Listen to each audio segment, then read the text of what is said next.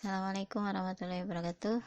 Alhamdulillah kita sudah sampai di pertemuan 5. Untuk materi saya mengambil dari blog orang, dari hani04.blogspot.com. Itu untuk materi data warehouse. Kalian bisa download di pertemuan 5. Saya mohon izin dari blognya si Hani. Lalu kita akan mulai penjelasannya. Untuk kali ini adalah arsitektur dan infrastruktur data warehouse. Karena slide-nya terlalu banyak, jadi saya tidak menjelaskan satu persatu ya. Nanti kita akan belajar karakteristik, arsitektur, teknikal, itu untuk arsitekturnya. Dan untuk infrastruktur, kita akan belajar infrastruktur, hardware, software, database, dan tools. Nah, ini penggambaran data warehouse. Data warehouse itu adalah termasuk database ya, tapi data warehouse ini cukup besar. Jadi data warehouse ini di dalam satu perusahaan ada data mart, ada MDDB, ada information delivery, ada informasi pengiriman, lalu ada manajemennya, dan ada data staging. Area kerjanya ada 3. Yang kalian tahu biasanya data storage ya. Data storage ini adalah penyimpanan, dan biasanya data-data tersebut ada informasi-informasi yang kalian bisa dapatkan. Nah, informasi ini dapat berupa report atau query, atau dapat juga kalian membuat data mining. Data mining itu contohnya kalau misalkan kalian buka Shopee, itu kadang kalau kalian sering beli baju, nah itu kalau kalian buka Shopee misalkan mau beli makanan, di bawahnya ada iklan-iklan baju. Karena Shopee tahu kebiasaan-kebiasaan kalian narik dari database, kalian sering membuka database baju, jadi diiklankan di bawahnya baju-baju juga selain kalian melihat makanan. Karakteristiknya, tujuan dan lingkup yang berbeda. Ini arsitektur memang kalau misalkan kita ngambil ruang lingkupnya sistem penjualan, nah maka ruang lingkupnya adalah dari pemesanan sampai penerimaan barang. Isinya pun berbeda di database. Database ini tadi ada surat pesanan, ada surat jalan, lalu di surat pesanan itu ada nomor surat, ada tanggal surat, lalu ada pengiriman. Pengiriman itu di dalamnya ada nomor SC, tanggal SC, dan sebagainya. Data-data ini karakteristiknya harus fleksibel dan dinamis. Fleksibel ini dapat diubah-ubah sewaktu-waktu jika dibutuhkan. Lalu ada juga OLTP, kita sudah belajar di pertemuan yang kemarin. Nah, isi datanya adalah ada data-data yang di read only dan ada yang bisa berubah. Read only ini adalah sifatnya itu untuk admin ya. Jadi si user hanya bisa nge-read, tidak bisa merubah. Tapi kalau yang bisa merubah itu namanya OLTP. Data warehouse ini adalah read only karena ini data-data rahasia dalam perusahaan. Oh ya, ada data historis. Data historis ini adalah data-data dahulu. Mungkin saja di satu perusahaan ingin menaikkan penjualan. Nah, bisa dilihat data historisnya bagaimana penjualan. Misalkan minuman kaleng itu dilihat dari pertama menjual, lalu inovasinya bagaimana, lalu bisa dikembangkan inovasi dari data-data histori tersebut. Easy to use, mudah digunakan. Nah, data warehouse ini kalau kalian menciptakan suatu database di perusahaan itu harus mudah dimengerti oleh orang lain atau karyawan yang baru. Mungkin pengen menambah database, itu sangat mudah dimengerti.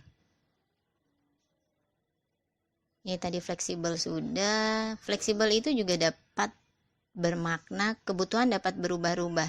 Jadi kalau misalkan si data warehouse ini tidak saklek ya, misalkan pengen dimodifikasi, pengen ditambahkan table, itu bisa. Atau misalkan mau memodifikasi suatu minuman kaleng, nah itu bisa penambahan variabel di database. Metadata itu tadi kontrol ini adalah pengendalian pergerakan data. Jadi pergerakan data itu tidak sembarangan diambil dan ada hak aksesnya untuk admin dan untuk user biasa.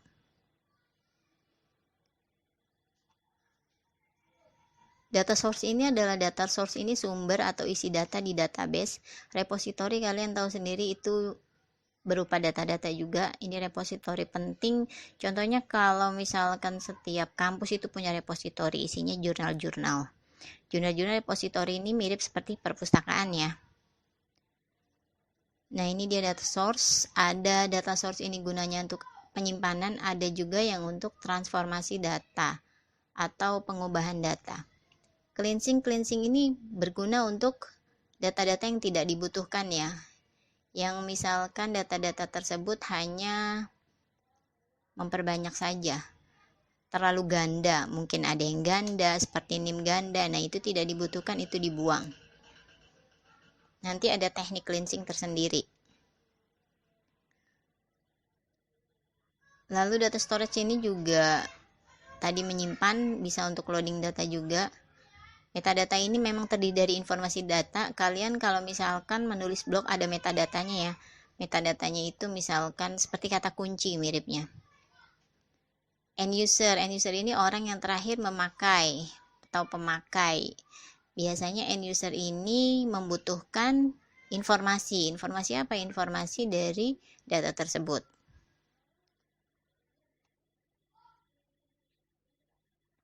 Nah, untuk kontrolnya atau pengendalian di arsitektur ini, kalian butuh backup. Backup ini adalah penting jika sewaktu-waktu datanya tersebut terjadi kegagalan, maka dapat diamankan. Lalu ini tadi sudah diulang lagi, ini extraction. Extract itu kalian tahu sendiri ya, extract itu adalah ekstrak memperbesar data. Kalau misalkan ekstrak ini, kalau kompres itu mengecilkan data, kalau ekstrak itu memperbesar data. Jadi data-data yang banyak itu lebih diperbesar, lebih dirinci lagi, lebih dibagi-bagi lagi menjadi sub-sub, menjadi data transformation, diubah nanti. Contohnya data penjualan, kita ingin melihat penjualannya kira-kira naiknya setiap tahun itu berapa. Nah, itu data butuh diekstraksi lagi, kita cari per tahun, dibagi-bagi per tahun, lalu ditransformasi kebutuhan apa saja yang ingin dilihat atau informasi apa saja yang ingin diketahui. Contohnya kalau penjualan itu saya ingin mengetahui berapa besar jumlah penjualan per tahun, lalu produk-produk apa saja yang dihasilkan dan sebagainya.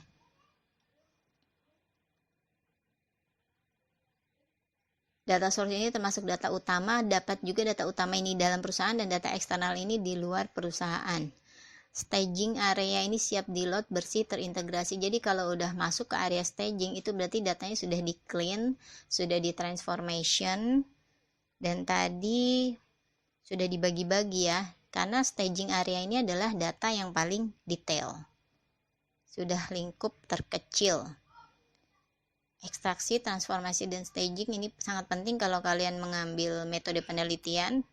Itu kalau data-datanya banyak, kalian bisa diekstrak, lalu ditransformasi, lalu diperdetail lagi. Contohnya kalian ingin mengambil data-data jalan yang tidak macet. Kalian pasti melihat dari semua daerah ya. Tergantung kalian idenya apa dulu nih, tidak macet berdasarkan apa? Kira-kira berdasarkan kecamatan atau berdasarkan lampu merah. Nah, itu diekstrak dulu kecamatannya apa saja, lalu dibagi-bagi kecamatannya, lalu ditransformasi, diubah data apa saja yang ingin dibutuhkan. Contohnya kecamatan Duri Kosambi, lalu kecamatan Cengkareng maksud saya, lalu kecamatan Kalideres ditransformasi. Kira-kira mobilnya ada berapa, lalu lampu merah ada berapa, lalu jalannya jumlahnya berapa, dan ada gang-gang sempit atau mungkin yang menyebabkan kemacetan itu apa saja. Dan staging ini adalah disimpulkan, kesimpulannya apa. Data-data yang tidak perlu tadi dibuang, di cleansing. Lalu ya ini tahap terakhir adalah staging. Nah, ini adalah fungsi dari data warehouse. Kalau kalian mengambil S3 itu kebanyakan mereka mengambil ide dari data warehouse. Diekstraksi, ditransformasi, lalu di staging sehingga menghasilkan satu aplikasi. Contohnya tadi mencari jalan yang tidak macet. Ini hanya seperti yang kemarin, hampir sama ya, top down, bottom up. Top down itu dari atas ke bawah, berarti dari manajer dia akan mengendalikan si karyawan, Lalu bottom up ini semua data martnya jadi bagian-bagian terkecil itu menuju ke database.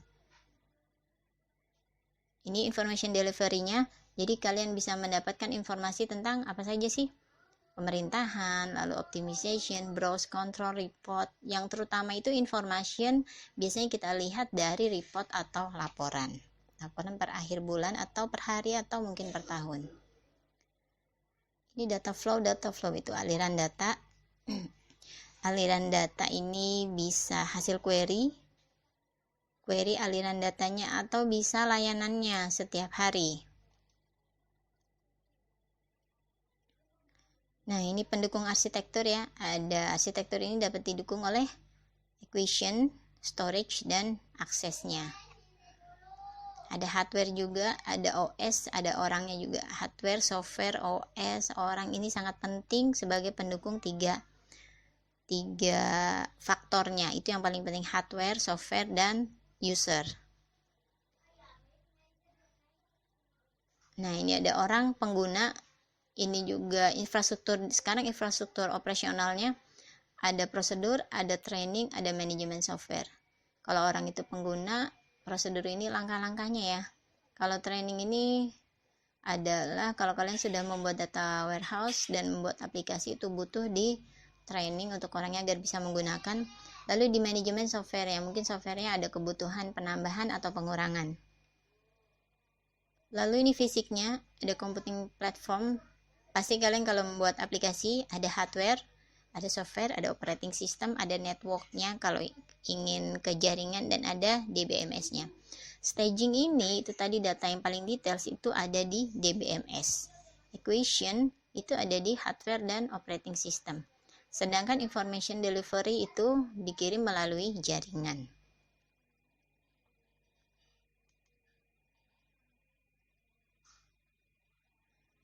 Lalu hardware ini kita butuh vendor-vendornya yang dapat mengerti kita ya dan tidak, dan kesepakatan itu penting karena nanti kalau tidak sepakat nanti mereka bisa berselisih. Hardware-nya ini adalah hardware yang aman, OS-nya pun yang aman, kalau bisa OS-nya yang free, tapi kalau yang free itu masih banyak kekurangan, jadi kita ambil OS-nya yang berbayar ya. Untuk keamanan ini penting kita OS-nya jangan yang bajakan. Lalu bagaimana sih memilih hardware dan OS yang baik? Yaitu tadi keamanan, kita lihat mainframe-nya, kita lihat dari segi keandalannya dan lain-lain. Lalu platformnya juga kita lihat mau tunggal, hybrid atau staging. Nah, kalau tunggal ini dapat dipindahkan datanya. Kalau platform hybrid itu arsitektur client server itu berarti ada server, ada klien terhubung dengan jaringan. Kalau staging itu hanya ada pada klien saja, karena staging ini adalah detail datanya, itu prakteknya. Nah, ini yang tunggal itu tadi pemindahan data paling sederhana karena tidak menggunakan jaringan ya. Lalu hybrid ini wajib ekstraksi. Tadi kalau hybrid, nah ini dia client server, ada servernya jadi wajib ekstraksi dan cleansing dulu, dibersihkan dulu data-datanya sebelum staging, transformasi, dan lalu pembuatan load image, itu yang terakhir. Itu untuk hybrid ya, wajib ditransformasi dulu sebelum masuk ke server agar tidak terlalu banyak datanya juga yang tidak dibutuhkan. Lalu ini bedanya tunggal dan hybrid. Staging ini adalah data storage di database-nya karena tadi data terkecil dan dipakai di klien saja. Nah, ini bedanya. Spared ada data storage dan ada source data. Source ini sumbernya. Lalu staging ini berarti ada di database di komputer ya. Kalau tadi source data itu ada di caching CPU saja. Lalu ini spared platform. Nah, pemindahan data ini penting, bisa di-share atau bisa di real time itu pada saat itu juga, atau bisa mungkin manual pakai flash disk, pakai CD, disket, hard disk, dan sebagainya. Ini contoh pemindahan data data, lalu aplikasi server, ada application server, database. Jadi server itu harus dipisah-pisah, tidak boleh digabung. Gunanya apa? Gunanya untuk memisahkan antar data ya. Jadi nanti kalau si administrator ada terjadi error, dia tidak bingung server yang mana yang error. Ini penggunaan aplikasi server tadi, karena dia server ini penting yang menangani akses data dari web, makanya harus hati-hati. Harus ada autentikasi berupa user dan password untuk masuk ke server. Ada client workstation. Nah, client ini adalah usernya biasa. Client ini yang kalian pakai komputer, itu user biasa dan tidak punya hak akses lebih. Lalu ini contoh data warehouse yang sudah matang, sudah ada komplit semua, sudah ada server, ada client, ada staging, ada marts, ada server. Nah, ini stage 1 inisial, baru pengenalan, lalu pengembangan seperti ini, dan sekarang sudah kerennya ibaratnya gitu. Ini prakteknya. Kebutuhan data warehouse di masa depan. Nah, zaman dulu yang pakai komputer masih sedikit, sekarang sudah banyak, makanya usernya bertambah, otomatis datanya pun harus bertambah. Oleh karena itu analisa data warehouse-nya pun jangan terlalu banyak memakan table-table, query-nya harus lebih cepat.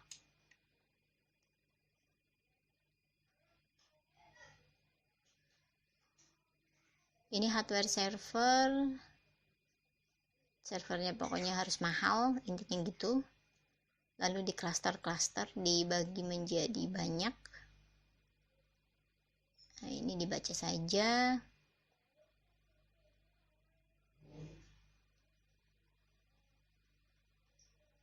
Kita sudahi dulu saja hari ini.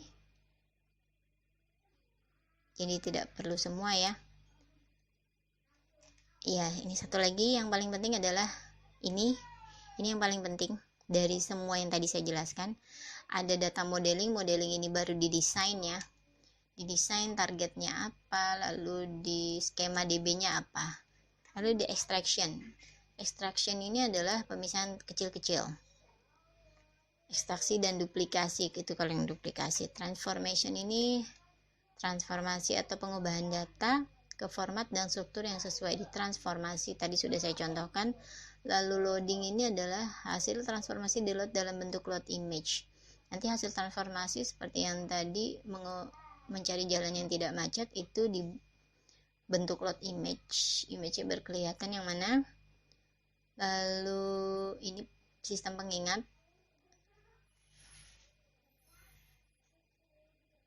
ini ada source system individu, DB terintegrasi dan data mart. Lalu ada kualitasnya bagaimana sih? Mengkoreksi kesalahan data. Jadi kualitas ini butuh untuk mengkoreksi kesalahan data agar data yang kita gunakan tidak ada yang error lagi. Lalu ini query OLAP minggu kemarin sudah. Oke, saya akhiri dulu. Assalamualaikum warahmatullahi wabarakatuh.